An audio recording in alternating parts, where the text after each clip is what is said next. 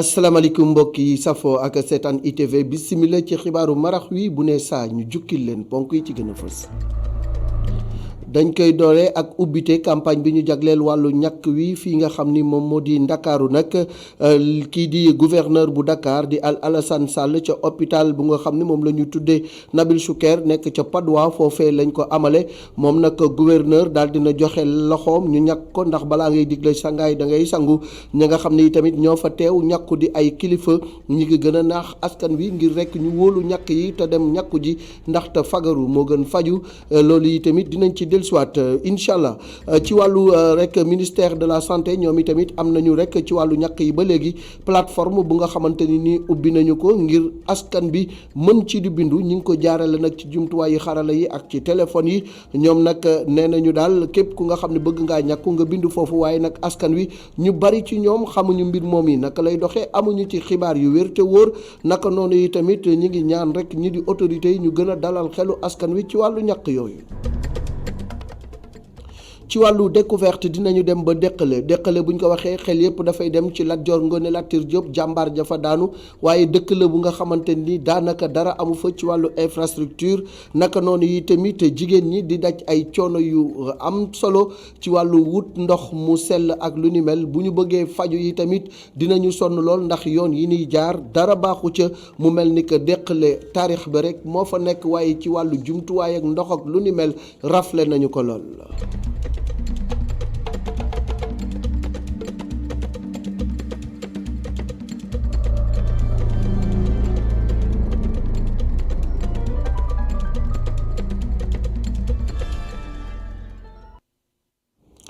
bisimila ci faram-fàcce xibaar yi dañ koy doore ak ubbite campagne bi ñu jagleel wàllu ñàkku jëmale ko ci coronavirus fii ci région de Dakar nag gouverneur bi di Alassane Sall daal dina koy jiite ca hôpital Nabil Choucair bu Padois moom nag joxe na loxoom ñu ñàkk ko ndax balaa ngay digle cangaay da ngay sangu ña nga xam ne tamit ñoo fa teewoon di ay kilifa ñoom itamit ñàkk nañu di ñaax askan wi ngir ñoom ñëpp ñu fagaru ngir mën a mucc ci jàngoro ji ndax fagaru moo gën faju ñu ànd ci ak Abouté di Sow Seydina Mbaye. ginnaaw bi nguur gi tàmbalee ci talaata ji lii di vaccination bi aju ci xeex mbas mi région bu ndakaaru door lu ni mel ci àllarba ji góornóoru ndakaaru moo ko jiite te sax moo njëkk ñàkku te it muy ñaax askan wi ngir ñu am kóolute ci kilifa yi te ñu ñàkku bu yépp yembe di tàmbali li nga xam ni mooy organiser campagne de vaccination fii ci ndakaaru nag dinañ ci tàmbali ak personnel de santé waaye également ñi nga xam ni am nañu benn âge bi ca ñu xam ni am na yeneen feebar nekk seen yaram li ci des nag mooy mobiliser ñëpp bu ko defee ñëpp dem ñaxu ji feebar bi jug fi ñu delluwaat ci dund bi nga xam ni moom la ñu amoon avant feebar bi di fi dugg. man nag li nga xam ni ñëpp wax nañ ko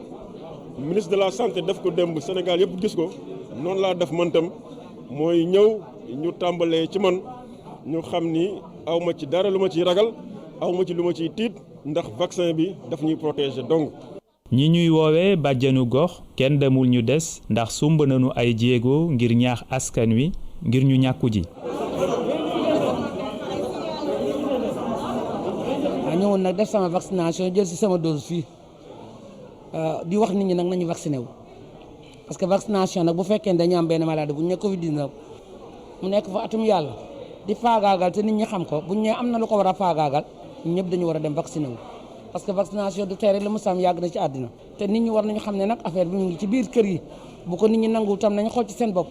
quartier bi nga dëkk da nga daan toog lu mat 1 an doo gis kenn ku dee léegi ñun remarqué nañ yi dee ci suñu koñ yi mënuñu la wax ñaata nit la kon loolu war naa wax ne maladie bi am na kon nañu fexe nag ba nit ñi dem vacciné wu ñun de vacciné wu nañ te incha allah dinañ jëlaat suñu deuxième dose bu neexee yàlla. kilifa yi di fàttali ne ñàkku nag warul tax ñu bañ a sàmmonte ak yeneen digley kër docteur. kilifa yu bari di ñàkku ka ca jiitu di ministre de la santé Abdoulaye Diouf Sarr naka noonu nag sénégalais yu bari nee nañu ñoom bëgg nañoo ñàkku waaye daal il faut que ñi nga xam ni ñoom ñoo yor wàllu wér-gu-yaram gi gën a dalal seen xel gën a wax ak ñoom ndax lu bari dañu ko umpule Mohamed Ndiaye. campagne bi ñeel ñàkk yi ngir xeex mbasum coronavirus door na ci biir Sénégal kilifay kër docteur ak ñu seen kàddu ràññiku lool ci réew mi ñoom ñoo ko jiite. ci quartier yu bari ci Ndakaaru waxu ñàkk yi rek la ñuy waxtaane. kii moom at yi tollu ci ñeent fukk jàngoroy diabète moom lay wéyaale moom mi bokk na ci ñi nga xamante ni nangu nañoo dem ngir ñàkku ji. man dama taalee léegi Facebook bi gis ministre yi di ñàkku sama xel dafa gën a dal vaccin yi dara nekku ci sénégalais yi dañu bàyyi wax ji ñaata at un an ngi nii kenn mënul dem ku mënul dëkk kenn mënul liggéey kenn mënul def dara yàlla wàccal nañu fi vaccin bi dañu dem vaccin wu man moom ku bëggul sa vaccin na ma ko may ndax wéru ma. ngir gën a ñaax nit ñi ñu dem ñàkku ji loolu wareefu ñëpp la waaye bàjjanu gox yi itam kenn demul ñu des kii moom di ko jaarale ci sensibilisation waaye itam di ànd ak xel ñaar ci dëgër bopp gi dal nit ñi. man de danga ma fekk sax may dem di sensibiliser bay doog a ñëw yaa ngi dégg nee naa leen ñàkku leen ngeen ñàkku lii du dara yaa ngi dégg ñu faju jóge ci couvre-feu bi parce que nit ñi sonn nañu kenn mënatul dem kenn mënatul dikk yaa ngi dégg ñu ne yéen bàjjenu gox yi na ngeen ñàkku ba pare ñu doog a ñàkku ma ne leen ñun dañuy taxaw pour ñu ñàkku yéen ngeen doog a ñàkku. lu ñeel yooyu la ñàkk ñu bari ci nit ñi d'accorduñ benn yoon ci anam gi kilifa yi di communiquer donte sax pare nañu pour dem ñàkku ji. c'est pas parce que ñooñu vacciné wu nañ que nit ñi dinañ vacciné wu il faut que ñu gën a yokk sensibilisation bi. man daal li may ñaax autorités yi mooy maanaam ñu yokk seen communication. man de personnellement pare naa pour ñàkku. bu fekkee campagne bi ñeel ñàkku ngir xeex mbasum coronavirus ci suñu réew ñu bari ñu ngi koy rafetlu waaye itam ñenn ñi seen xel dalul ci anam bi ñuy amalee communication bi. ministère bi ñu dénk wàllu wér-gu-yaram ubbi na plateforme bu nga xam ni ku bëgg a ñàkku ca ngay bindoo boo bindoo nag di nga jot message boobu dinañ la ci wax ni dinañ la wax ban bés ak fan ngay ñàkkoo loolu yi nag ñu bari ci askan wi umpule nañu ko ndax nee nañu daal communication ba ca war ñooñu defuñu ko naka noonu yi tamit ci wàllu vaccin yi il faut que ñu gën a waxtaan ak askan bi ci wàllu sensibilisation ñima Sadio Moussa Fall. Sénégal tàmbali na campagne de vaccination am na ci sax ay njiit yoo xam ne nangu nañu piqûre ci kanamu caméra yi ngir mën a dalal xelu ñenn ci sénégalais yi waaye loolu teewul am ñenn ci sénégalais yoo xam ne ba léegi piqûre vaccin bi dalalul seen xel Alioune yëg na ni vaccin bi yegsi na fii ci Sénégal waaye xamul ni am na plateforme boo xam ne fa la nit ñi di inscrire pour mën a vacciner wu. bon yëg naa ni vaccin yi ñëw nañu ay doses yu bëree bëri nee nañu dañuy seet les populations les plus vulnérables ñu vacciner leen exemple les vieux les personnes âgées plus de 60 ans et les personnes malades quoi les personnes qui ont des maladies chroniques waaw pour commencer d'abord loolu la ñuy wax mais man mosuma yëg ni am na plateforme boo xam ne dañ koy bindoo quoi peut-être man maa suivre médias yi wala yooyu. kii tamit di xamle ni moom i tamit xamul ni danga war a bindu ba pare bala ngaa mën a ñàkku moom jàpp na ni nguur gi dafa war a gën a waxtaan ak askan wi ngir mën a dalal seeni xel. man yëgaguma ko vraiment. foo ñuy waxtaan ak askan wi comme ça ñu xamal leen naka la mbir mi di demee parce que lu ci bari ñàkk communication. parce que wér-gu-yaram moo jiitu lépp quoi te lii yëpp pour wér-gu-yaram la donc lu lay may wér-gu-yaram kay defe naa doo ko bañ. réew mi fi mu toll nii nekku na ay wax wala ay kii ñoo koy defar. il faut nit ñi jël population bi comment dire ñu jiite réew mi mën a jël seeni mesures lépp la nga xam ne ñoo ngi koy def ñu jiitu ci ñoom. ngir mën a jox fit askan wi Abdoulaye Diouf Sarr di ministre bi ñu dénk wàllu wér-gu-yaram moom vacciné wu na loolay ngir askan wi gën a mën a am fit ngir ñu mën a ñàkku. ci daara yu kawe yi ñoom ñàkkooguñu waaye nag ñi ngi jël seeni matuwaay ci li ñu tuddee mesure barrière am na nag benn opération bu ñu tuddee benn étudiant benn masque loolu nag amaloon nañ ko ci université Cheikh Anta Diop naka noonu yi tamit ñi ko amal te sos ko dem nañu fi nga xam ni moom moo di université du Sine Saloum bi nga xam ni moom lañ tuddee El Hadji Ibrahima Niass ñoom i tamit joxe nañu fa ay junni masque naka noonu ak i gel pour rek étudiants yi tamit mën a aar seen bopp foofee nga xam ne nag moo di université El Hadji Ibrahima Niass ñu ràññee ni benn cas rek moom moo fa jotoon a am te loolee ci waa Fatick la ñu ko ràññee woon waaye def nañu lépp ba cas boobu féete boor ba étudiant ba sax wéy na di wéyal amal ay kuuram Adama Sarr Astu Mbay ca Kaolack. étudiants yi nga xam ne ñoom ñooy jànge ci université du Sine Saloum El Hadji Ibrahima Niass daal dinañ boole seeni doole nag ngir xeex li nga xam ne moom moo di mbas mi fexe ba du dugg ci seeni bërëbu jàngukaay. gis nañ campus bu nekk am na benn loo bu am solo boo xamante ni ci masque gel mais aussi ñu waxtaan ak sunu safi waxtaan ak sunu étudiants yi pour vraiment ñu mën xeex mbas bi mu génn sunu askan. bi mbas mi door rek léegi fii ci Sénégal nag benn cas dong la ñu nemmeeku woon te ca campus bu Fatick la boobu ak léegi nag amatul benn cas boo xamee ne gis nañ ko fi nga xamee ne moo di université du Sine Saloum El Hadji Ibrahima Niass bu ñu sukkandikoo ci ki nga xamee ne moo di professeur Cheikh Thiaw. boo xoolee ci campus Kaolack bi ci mbir mu jëm ci mbirum étudiants yi amaguñ benn cas rek moo fi amoon côté Fatick la te actuellement avec l'appui du COUD maîtriser nañ ko ba étudiants yi fi mu toll nii dellu na ci ay activités pédagogiques am di jàng di dem ak ñëw. loolu waral nag ñi nga xam ne ñoom ñoo di waa COUD fas yéene rek dooleel li nga xamee ne moom moo di université Sine Saloum El Hadji Ibrahima Niass jumtukaay yu am solo nag daal dinañ leen ko jox. looloo tax ñu ne il faut ñu gunge université yi gunge étudiants yi pour ñu mën a fexe ba feebar bi du fi law et directeur COUD mi ngi ko commencé bi mu jëlee ay bus de transport jox ko étudiants USAIN yi parce que bus yooyu. li mu laalanteeg xeex bi mooy day tax étudiants yi duñu dugg ci transport en commun yi foofu la étudiants yi ëppee risque pour jël virus bi ñëw lawal ko ci université yi donc ginnaaw bi ñu jógee ci bus yi ñu ne nag dañ leen di jox yeneen ñaaru gànnaay yi nga xam ne xamee nañ ko ci xeex bi muy ay gel yu bëree bëri ci quantité muy aussi ay masque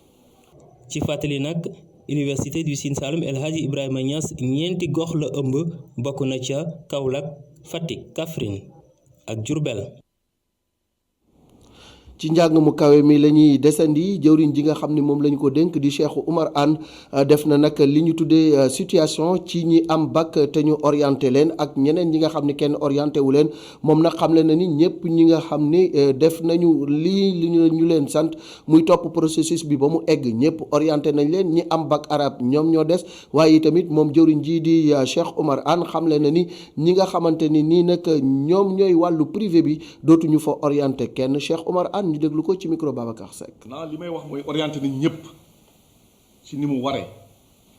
amul kenn ku ñu orienté wul te nañu xam ne orientation yi jeex na gouvernement du Sénégal président nee na nañu orienté ñëpp ku ko def demande nee nañ leen def leen demande ñoom ñëpp def nañ leen demande orienté nañ leen te amul benn étudiant bu demandé bu ñu orienté wul. man dama koy jot ci ay école privée di ma ne ñoom pare nañu pour jël étudiants yooyu. méngale ko décision bi gouvernement bi ne loolu dootul amati dañoo nit ñu doon orienté ci école privée yi dootuñu leen orienté ñu gis ay xeex di wax ne am na nit yu ñu xamul kenn gisu leen ñu orienté wul loolu baaxul pour permettre ISEP yi parce que ISEP yi dañ leen a tas ci réew mi. ñi am bac 2020 ak ñi nga xam ne amoon nañu bac 2019 te bokkuñu woon ñoom ci seen soobare bokkuñu woon ci orientation yi mun nañ dem compétir. mais amul loolu dañ koy permettre effort bi ñu def mooy ñëpp mën nañu compétir bu ñu compétiree bu fekkee ne am nañu niveau bi ak seen wërsëg nekk li ñu ngi leen koy ñaanal affaire bi mu jàlle noonu mu jeex mais mënuñu jël dina dañuy am ñaari dispositif dañuy orienté ñu respecté critère bi ñu respecté wul critère bi ñu favoriser leen par rapport ak ñeneen ñi te loolu ren lay yemma ku bokkatul ci dispositif bi dañuy considérer nga génn la duñ la toppatoo loolu na ko parents yi xam. ministre Cheikh Oumar Anne doon indi ay leeral ci mbirum orientation ñi am bac dañuy àddu jëflante diggante privé ak public loolu yi nag ban jeexital la am ci suñu koom-koom bu Sénégal économiste bi di Mounirou Ndiaye moom xamle na ni nag faw ñu gën a defaraat mbir yi joyanti ko waaye tamit li nga xam ni xewoon na fi ñu daal di ciy jël ay leçons moo di ni rek jëflante bi nga xam ni amoon nañ ko ci wàllu public privé mu amoon juróomi avenant ya amoon ca AIBD naka noonu yi tamit bi ñu jaayee Sénélec ci atum 1998 lépp lu ca nekkoon ay jafe-jafe ak i lënt-lënt nañu ca jël ay leçon ngir mën a joyantiwaat ñu déglu Mounir Ndiaye ci micro Aline Diouf ak Moussa Fall. Sénégal def na jéego bu mag ci wàllum partenariat public privé muy loo xamante ne bii mooy lëkkaloo bi war a am ci nguur gi ak ñi yor seen alal ku yor alalam aussi bu ko neexee mu gis loo xam ne amal na njëriñ benn population mu proposé ko état bi moom la ñuy wax les offres d'initiative privée loolu dugg na ci loi bi ba su ko defee nguur gi lëkkaloog moom la te nguur gi mën a def nguur gi def ko ca moom lam ci mën a def mu def ko ca su ko defee mu dem jaay ko nit ñi ndànk-ndànk ci loo xam ne da ci d'accord ak nguur gi ak population yooyu loolu mooy donc ni ñu mën a tënkee partenariat public privé loi bu bees bi nag am na solo trop waaye am na loo xam ne manqué na parce que ku xool Sénégal xam ne histoire bi ñu am maanaam li ñu jógee ci wàllum partenariat public privé bu ñu fàttali ko contrat bi ñu signé woon ak Hydro-Québec pour la privatisation de la Sénélec en 1998 xam nga partenariat bi boobu duré wul woon 2 ans 25 ans la waroon durer mais 2 ans après dafa am problème gis nañ autoroute à péage bi ñëpp ñi ngi wax ne njëg gi vraiment jéggi na dayoo. gis nañ également avenant yi nga xam ne moo am ci aéroport Blaise Diagne nga xam ne 2007 lañ ko engagé woon ne day durer 33 mois maanaam lu yées ñaari at waaye am na fukki at mënuñoo am aéroport boobu mu am donc ay avenant yu bëri lu mat juróomi avenant yoo xam ne am na ci contrat boobu donc fi ñu jógee vraiment fu metti la su ko defee loi bu bees bi dañ ci war toftal rek ay mécanisme de régulation maanaam loo xamante ni day saytu mbir mi parce que boo xoolee télécommunication yi am na ARTP même bu fekkee ARTP aussi li ñuy def amaguñ ci satisfaction à 100% présence bu ARTP tax na ba Orange Expresso Tigo ak ñiy liggéey ci télécommunication dañuy respecter ay règles respecter un minimum de standard. Abdou Salam Diaw moom di feelu ki nga xam ni moo di Mounir Ndiaye nee na nag lu jëm ci wàllu investissement lu baax la dañu ko war a fulandi waaye nag faaw rek ñu gën a xoolaat mbir mi ci wàllu doxalin bi nee na bilan bi fi mu nekk nii mën nañu wax ni daal am na lu ca baax am na lu ca baaxul te faaw ñu joyanti ko Abdou Salam Diaw ñu déglu ko ci micro Aline Diouf ak Moussa Fall la. dañuy commencer par rafetlu processus bi nga xam ne ministère ak gouvernement Sénégal jël nañ ko ci loi bi nga xam ne mooy nar a nekk ñetteelu loi wu Sénégal ci wàllu PPP parce que damay fàttali ne loi bu njëkk bi ëpp na 15 ans bi ko Sénégal adopté ak léegi mu en 2004 la woon boobaak léegi xëy na def nañ yenn projet yi mais ba léegi opportunité yiñ mën a am ci wàllu PPP yi nga xam ne dëkk yu nga xam ne ci Sénégal lañ ñëw jàng lan mooy PPP développer des cadres juridiques ci wàllu PPP raw nañ Sénégal aujourd'hui ci wàllu projet donc cadre juridique bii ñu adopté tey dafa war a fexe ba Sénégal au-delà d'avoir une loi sur le PPP mu mën a def plus de projets en la matière donc wax dëgg dañuy rafetlu nañ processus bi nga xam ne ministère jël nañ ko parce que c'est un processus qui a été assez participatif mais à l'arrivée il faut s'assurer que l'opérationnalisation concrète de cet instrument sur le terrain en termes de mobilisation d'investissement privé et en termes de réalisation de projets mu mën a askan wi mën ci gis seen bopp parce que jusque-là ñun de xëy na jàpp nañ ne liñ mën a jële ci njariñ ci wàllu PPP tolloogul ak liñ ci jële effectivement donc vraiment ñu ngi inviter l'ensemble des acteurs ñu approprier wu loi bi fexe ba demee ci secteur yépp mu jëm ci wàllu santé mu jëm ci wàllu yeneen secteur ñu fexe développer plus de projets PPP ci wàllu ci Sénégal. communiqué bu jógee wala ba convocation bu jógee ca ki nga xam ni moo di président Moustapha Niass moom nag mi ngi xam le ni daal ci mbirum Ousmane Sonko député yi ñi ngi leen di woo ci séance plénière niki ajjuma di suba ñaar fukki fan ak juróom-benn ci weeru février 2021 bu 11h jotee la nga xam ni moom lañ fa fas yéene waxtaane mooy daal di saytu lu jëm ci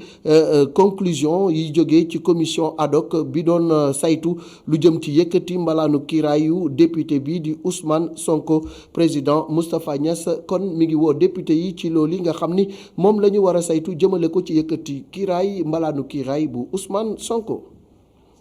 ci wàllu coronavirus ak tolluwaayam ci réewum Sénégal ci bisub tey bi am nañu lu toll ci 211 cas positifs waaye nag bu ñu ko saytoo am nañu juróom-ñaar fukk ak juróom yu nga xam ne ay cas contact lañu am téeméer ak fanweer ak juróom-benn yu jóge ci cas communautaire li nga xam ni tamit moom lañ ca ràññee moo di juróom-ñetti nit ñàkk nañ ci seen bakkan limub ñi ci ñàkk seen bakkan toll ci juróom-ñetti téeméer ak ñeent fukki nit lu mat téeméer ak juróom-ñeent fukk ak juróom-ñeent wér nañu bisub tey bi ci wàllu Sowétas am nañ fa juróom fukki nit yu fa nekk li nga xamante ni nag ñoom ñoo wér ci bisub tey bi ñi ngi toll ci ñeenti junni ak juróom-ñaar téeméer ak fukk ak juróom-ñeent ñu gën a farlu ci mesure barrières yi gën a farlu ci ñàkk yi ngir mën a delloo ginnaaw jàngoroy coronavirus.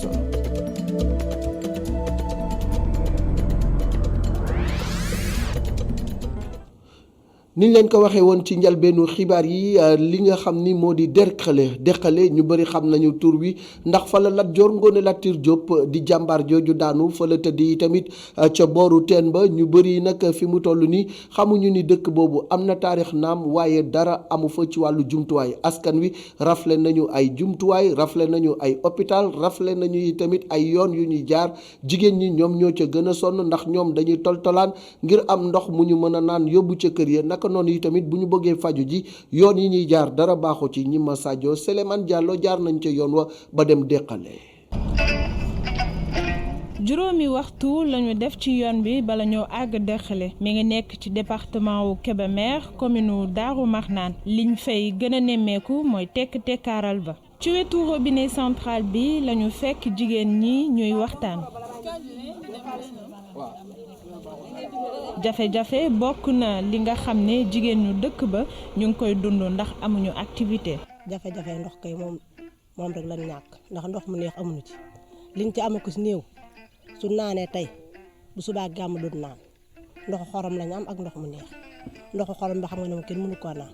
ndox mu neex mën na xëccal jotiwuñ ci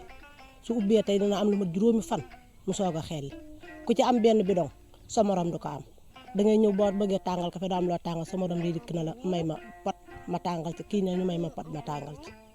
amuñu jafe-jafe ke liñ ci am metti na amuñu yoon amuñu dara ku ci xëyoon dem Touba bala ngaa ñëw fii kenn du xam kañ la ñun daal amuñu benn liggéey bu ñu mën a liggéey lu dul duju rek lañ def ku ñu ci jàppale nag ñu jël. lu ko soriwul dara Ndéla Ndiaye di sage-femme dëkk bi di wax ni jigéen ñu wëril ñi dañuy sonn bala ñoo agsi hôpital. yoon yi xam nga fii raana lay am te gis nga raana bi ni mel yéen xam ngeen ci dara jaar ngeen fi sànq ay yàqu-yàqu la am bu ñu sañoon nag moom ñu defal na ko yoon boo xam ne si moom jigéen buy mëcc wala jigéen boo xam ne war na nga lor tey boo ñëw di def si visite waroo nekk yoon wi di la rëjëxee xam nga su dikkee mën na nekk bu fekkente ñetti weer nga am wala ñaari weer mën na dañ te bu fekkente yoon def nañ ko yoon bu baax loolu mën nga ñëw def sa visite ba yegg te doo ci am problème. yoon yi baaxul te amul courant loolu kilifay gox ba moo ko xamle. fi mu toll nii mooy yoon wi moom jàmp na trop fi mu toll nii oto bu baax boo ko wàcc woon ci yoon wi di ñëw sax yow dana la wër na yoon wi baaxul lu oto baax da nga yëg na yoon wi baaxul kon yoon wi la ñuy tàllal suñu loxo état mu jàppale ñu ci wàllu courant bi itam bëgg nañ mu dolli ko ndax bu ñu jógee fii ba barabu Lat Joor lépp ci Derklé la te amul courant te ku ne xam na ne sécurité léegi mooy courant parce que bu guddee dëkk bi day lëndëm fi dëkkuwaay bi fi kër yi àgg courant bi àggu fa te tàllal nañ ci état loxo ndax melokaanu jamono yàqu-yàqu jamono tey ku ne xam na ne l'aération mooy sécurité bokk na ci sécurité. Derklé bokk na ci dëkk yu ñu gën a ràññee ndax Lat Joor waaye téeméeri nit yi fay yeewoo jàpp nañ ni nguur gi dalee na fàtte lu ñu bëggoon mooy nguur gi jàppale leen ci l'école ak ay jàngalekat ngir xale yi mën a doon magi ëllëg.